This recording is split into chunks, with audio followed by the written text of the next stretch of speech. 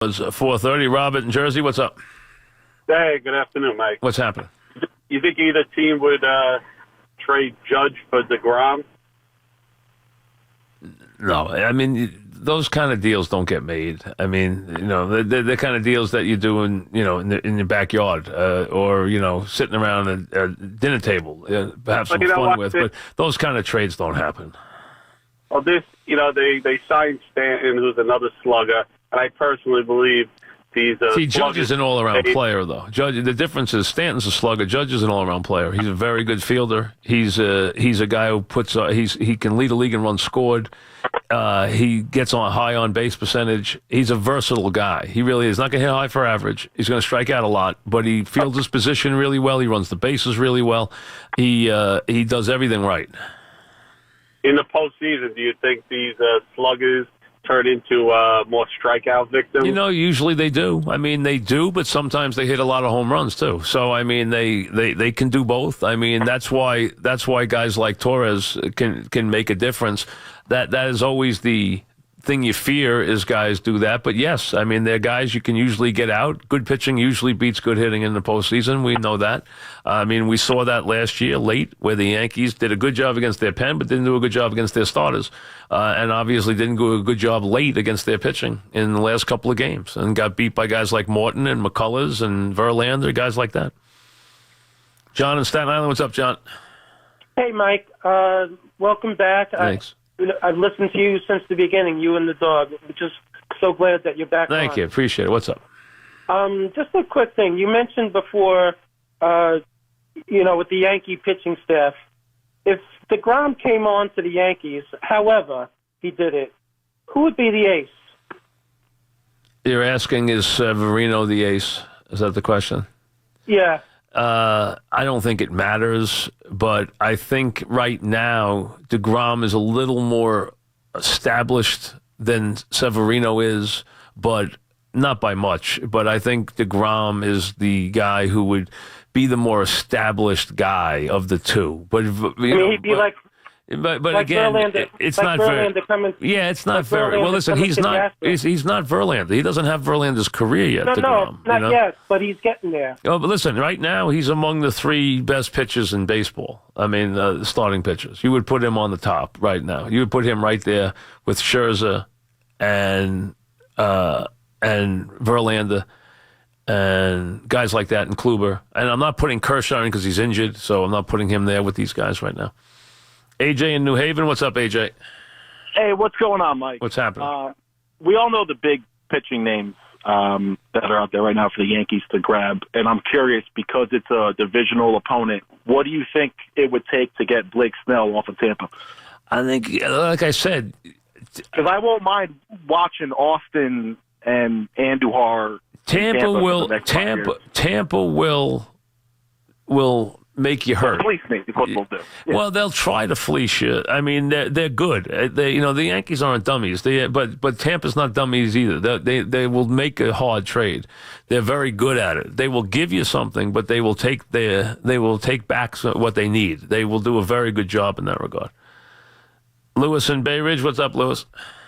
Hey, Mike, welcome back. Thanks. I happen to agree with you. I want pitching. I would not break the bank. The big three would be untouchable. If we could move Stan to the Dodgers, I would. But really, I think like a guy like a Cole Hamel or someone like that, because an average pitcher on a bad team is going to become a better pitcher with the Yankee lineup. So, who would you? I would rather have Happ than have Hamels right now myself. I would rather have AJ Happ. I would prefer him. And I don't think he's going to be that expensive. And his name's come up. I could see him.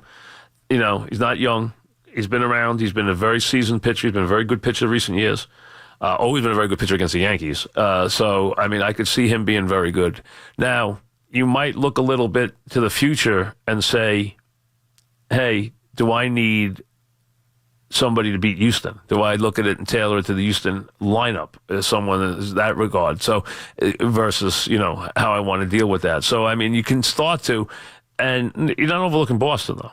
And I wouldn't even overlook Cleveland because Cleveland in a short series, if they can straighten out their bullpen woes and get healthy in the pen, right now their pen's a big problem. But if they get their pen healthy, their starting pitching can be very, very dangerous in a short series. Ryan in Massapequa, what's up, Ryan? Hey, Mike, what's going on? What's happening? I have to say, as a Mets fan, it's always impressive to watch the Yankees over the years put together these teams that aren't just good, but they're great. And I just see, like, this generation coming up, I mean, between Torres and Judge and Sanchez, you could just see slowly this whole puzzle coming together, and it's just so impressive. Just a couple of callers I was listening to earlier. As far as the pitching is concerned, longevity for the Yankees and the Astros. I mean, this is a rivalry, I guess, that we're going to see for years to come, right? I mean, is that what we should assume? Well, don't count Boston out of this thing, though. I mean, Boston's got some very good players and some very good young players. Do not count the Red Sox out of this mix. I mean, the Red Sox right now have a superior record. They're right there with the Yankees, and they have some terrific young players led by a guy who today I would give the MVP to, and that would be Betts. I would make him the MVP right at this moment this year. Yeah, no, I agree. And another quick question before you move on. You were talking about Hap, but you don't see any moves made, like I said, between the Mets and Yankees. There's zero possibility of that happening with deGrom. First of all, I don't think I know that, I mean, unless the Mets do an about face, they have told me they don't want to trade deGrom. So they really said we have really no interest in trading deGrom. Now, that doesn't mean they couldn't be wowed, out of their minds, but I think it would take something like that. I think they want to build around deGrom. I think they like him a lot. And again, I think they want to build around both their power pitches and their big pitches. But, I mean, I think Syndergaard maybe for the right deal could be had. I don't think deGrom can be had right now unless it was something that was just utterly overwhelming. I think the idea of doing that and then doing it with the Yankees, it makes it even harder. So do I think it could happen? I'd say it's very remote that deGrom goes anywhere, very remote. And then I'd say it's even more remote that it would be the Yankees. So I think it's the odds are overwhelmingly against that trade ever happening. Overwhelmingly. Jason in Clifton, New Jersey, what's up? Mike, if George was here, he would spend the money and make the big move. The Yanks are getting away cheap. They have Sanchez, Judge, Bird, Severino, Glaber. They're all making like $600,000 a year. For that production, we're getting away. Well, what can he buy? Wait a second. What can he buy right now that he wants? Mike, you got to make the big move to get the big pitcher, no matter what, because you have these prospects. You could give up like a Justice Sheffield, maybe Andahar. You have to get the big pitcher. We missed big time on Verlander. Who is it you're looking for? You have to match up and try to do whatever you could do to get deGrom. No, but you can't do that. You have to match up, Mike. Well, then give up Torres. But no, you could give Andahar, just Sheffield. Well, you said you don't know that would get it done. I don't think that would get it done. Mike, but you have to make whatever big move it is, Mike, because if Houston. Listen, George made a lot of mistakes Mike, trading kids. You know that. Over 100 games, Mike, and not get into the playoffs because you lose some playing game. You have to solidify that going into the end of the year. You cannot guarantee yourself that you won't lose a one-game playoff ever. Yeah, but deGrom will keep you out of that situation. You're not getting deGrom. You're not getting the right move. No, and George wouldn't get deGrom either. He wouldn't get deGrom either. Mike, in the 4 games against Houston last year that we lost, we didn't score more than 3 runs. 3 of the games we scored 1 run each game. It happens. The offense, look, you give up Andahar, you go get Machado. You got to make a big move and get deGrom. But you have to. You don't have to. You don't have to. They're not giving up their future to get him, and that's what you'd be doing. It doesn't mean, sometimes the other guy's not available. There are other ways to go at it except with deGrom. Ted and Bradley Beach, what's up, Ted? Hey, Mike.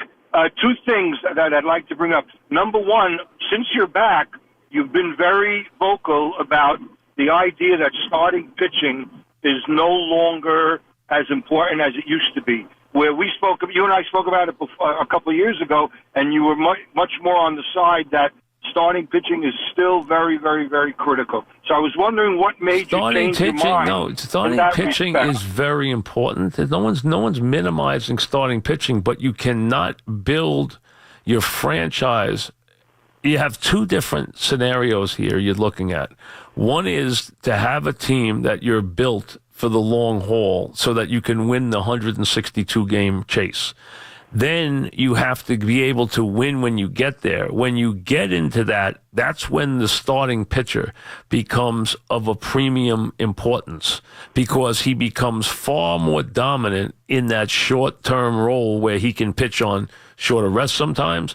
He can dominate the game completely. That is where he becomes more pronounced, is in the short series, not so much in the long haul of the year where you need 6 and 7 starters. You need depth in your bullpen. You need athletic everyday players. You need depth there too. So the game has changed because it's become far more. It's become a sport that is far more inviting and productive on the level of getting young, athletic, everyday players to compete over 162 games.